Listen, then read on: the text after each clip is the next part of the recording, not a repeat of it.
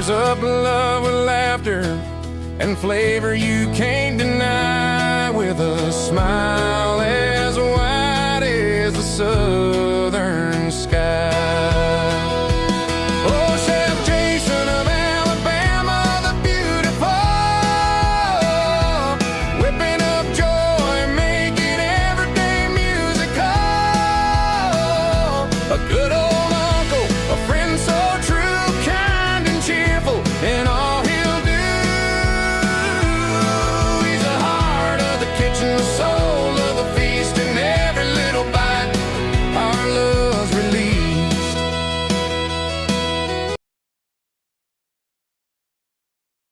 Hey y'all, welcome back to Lunch at Uncle Jason's. I am going to make something today that this weather has got me in the mood for. It's cooled off so much. Our fall weather's nipping in just a little bit. So I am going to make a recipe. If you have my cookbook, our recipes of fall, it is on page 72. It is called collard green gumbo.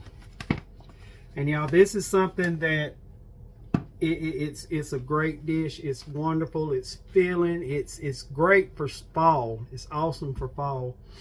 And you can serve this over rice, just like a regular gumbo, or you can eat it without any rice. I actually, when I do collard green gumbo, I make a yellow rice. Serve it over the yellow rice. So it's totally up to you. But stick around and we're going to get this started. So I'll be right back. All right, y'all.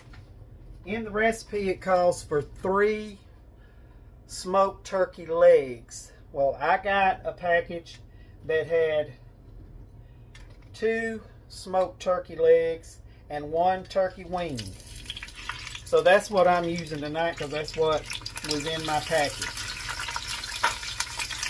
So I got some, put a lid on this so you can hear me talking. I got some olive oil heating in this pot, and I just like to rotate my pot because you know sometimes your oil slides to this end and that end, so the stove's uneven. But I'm just going to brown these turkey legs on all sides and the wing, and then we're going to set it aside and I'll come back and show you what we do next. Hang on. Alright y'all, these turkey legs and wings have gotten some color on them. I'm just going to simply move these to the side. I'm just going to take them straight out of the pot. You just want to get them a little brown. That's all. That's all we're looking for. And I'm going to add just a little bit more olive oil to my pot. Just a little bit, not a lot. And now, y'all, I've got 1 pound of smoked andouille sausage that I'm just going to do the same thing to. I'm going to put it in here.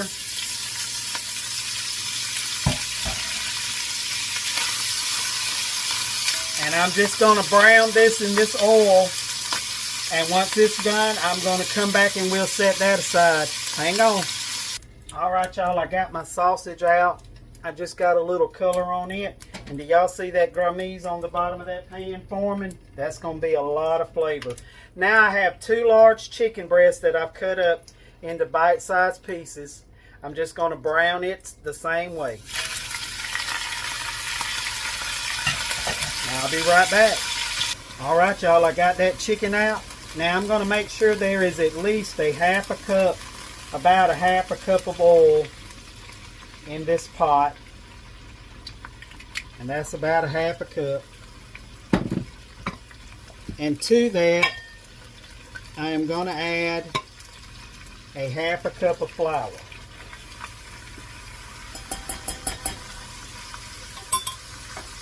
And I'm just going to make a very dark brown chocolate colored roux.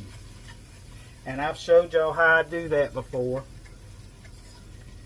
And like I said, this is when you're making a roux, y'all, you don't want to leave it. You don't want to answer the phone. If somebody's knocking at the door, you just holler and tell them come back in a few minutes. Because this is not something you want to leave. You want to keep it stirred constantly. Right here over I got mine right now on a medium high heat. But if you're not familiar with making a roux and you're not good at that, just start it out on a medium heat. It may take you a little longer to get it to the color, but it won't get away from you that way. Because if you're not careful, your roux will burn. And if it scorches or burns in the least little bit, y'all, throw it away and start over, because your whole dish is going to taste scorched. It's not going to be any good. Ain't gonna, as my mama would say, it ain't going to be fit to eat. So I'm just going to work with this, y'all, and keep it stirred until it gets to a dark brown. Hang on. All right, y'all, this is about as dark as I want my roux to be. So I'm going to start adding my Trinity. I got 1 large bell pepper chopped. I'm going to add that to the pot. And once you put these vegetables in, y'all, that stops that roux from browning. I'm going to add 3 stalks of celery, leaves and all, in there that I chopped up.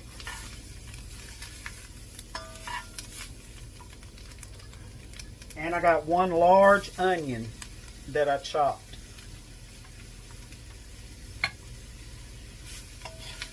And this right here, y'all, is the part I absolutely love.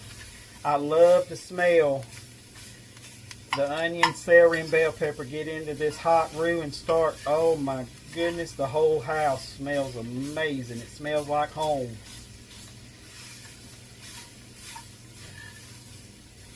So I'm just going to cook this around for a few minutes until those vegetables get soft. We're going to come back and put some garlic and go on to our next step. Hold on.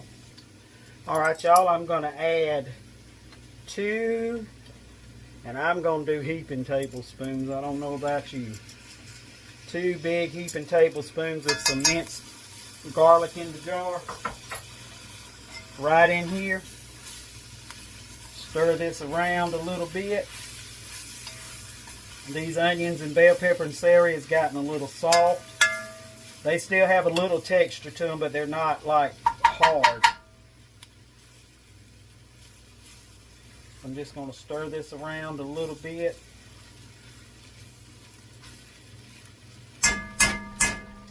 Alrighty, so that's that. Now I'm going to put in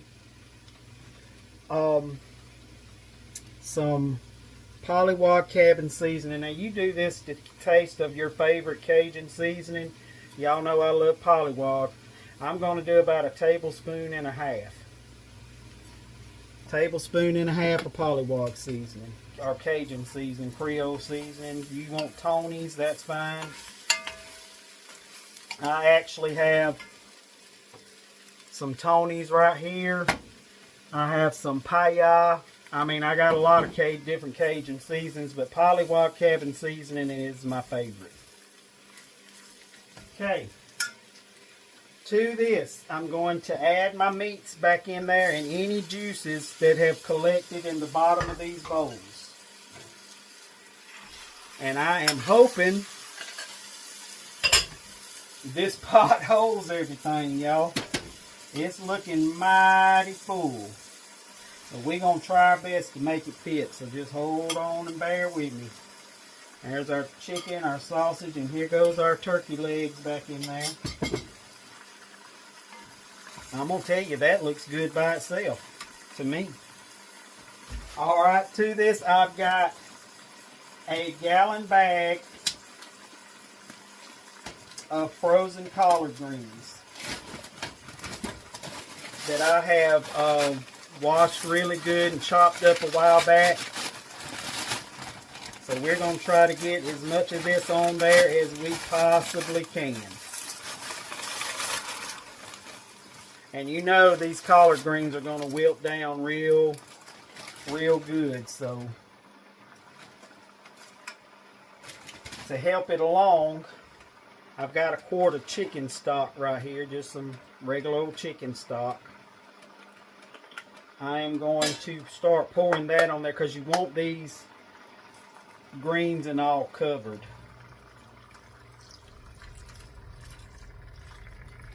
And that's going to help these greens start swiveling down some.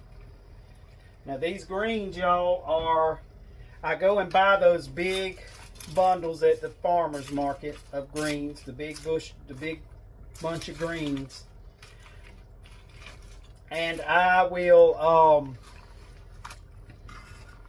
cut those up, and it always gives me 2 big bags of collard greens in my freezer. And if y'all look down here, y'all can see that liquid and this right here mixing together has started thickening that roux in there. And if it gets a little too thick, y'all just add either some more chicken stock or add you some water. That's all you got to do. And these greens are also going to give off some liquid of their own. But what I was saying about the greens, I buy one of those big bunches and I will chop them up, and it gives me 2 bags like this of the greens. So pretty much what this is 1/2 of one of those big bunches of collard greens you get at the farmer's market. So there you go. So that's how you know how much to put in there. So I got about 1/2 of a bunch. I'm gonna cut my eye up and let it get a little hot under there so it'll start wilting these greens down. Y'all, this is good if you do this. Like I said, I serve mine over yellow rice. You can do regular white rice, or you just don't have to do anything at all if you don't want to. That's fine. That's perfectly okay. But that yellow rice and this right here is mighty good, I'm just saying. And I know everybody does their stuff different. This is how I do mine. So don't come at me if I'm not doing it like you do it. You do you and I do me. How about we agree on that? I hadn't had anybody doing me that way, y'all. Everybody has been so nice on here since I've started this channel. I appreciate it. I do love each and every one of y'all. I say that every time, and I want you to know I mean it. From the bottom of my heart, I thank you for your support. But here we go, y'all. I'm just going to bring this up to a rolling boil. And then once it gets there, I'm going to bring it down and put the lid on it and simmer it until these greens and this meat is totally tender and fall off the bone. It's probably going to take about 40 minutes to an hour. So when that time's up, I'll come back. See you in a minute. All right, y'all, I had to bring you back. I had to put this in my big Bertha pot, because that stock pot I had over there, that Dutch oven, was starting to boil and it was not doing right. So we had to put our gumbo over here in Big Bertha, and we're going to finish it off in that. So if you do this recipe exactly like I'm showing you here, use a big pot. Don't use a small one, because this is going to make a lot. So I'll come right back, y'all. Hang on. All right, y'all. This collard green gumbo and rice is done. Can y'all see that? I want to tip this up just a little bit so you can see it. I'm going to have a picture at the front of the video, but y'all, this has been simmering slow. I took those turkey legs and that turkey wing out and pulled all that meat off the bone and put it back in there. And guys, this is well worth it. So let's give it a try. I got some cornbread in the oven. It's not quite ready yet, but I wanted y'all to see this. So here we go.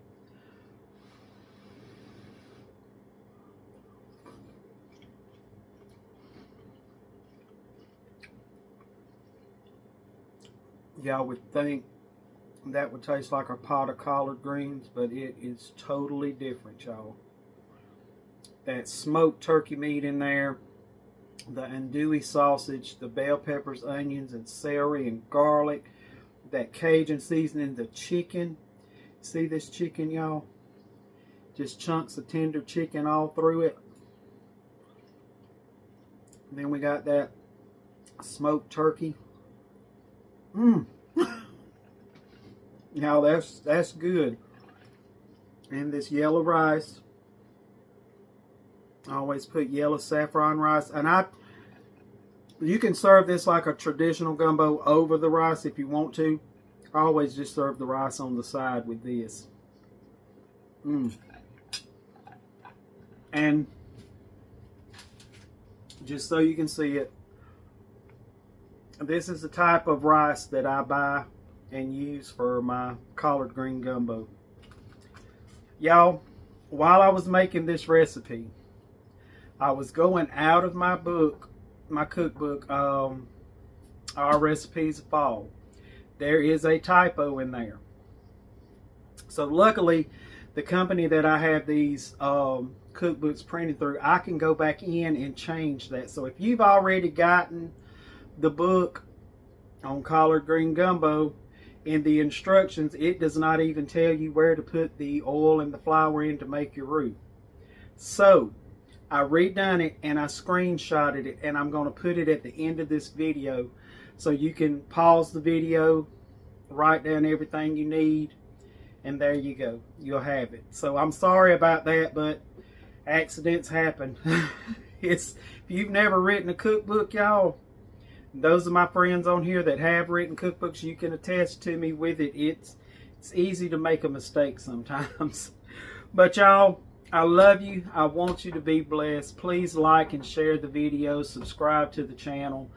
Share it to Facebook, Instagram, YouTube, TikTok, X, whatever you got. Share it. Threads, whatever it is. But y'all have a great day. My family's coming. I'm fixing to get the cornbread out and we're going to eat. And I have a Tar Heel pie for for dessert tonight with this. So I think the video is already on YouTube already. I've already uploaded that video. So enjoy yourself, enjoy your family, enjoy this weather. This weather has been wonderful, but I got to stop. I got to eat. Y'all have a good night. Bye-bye.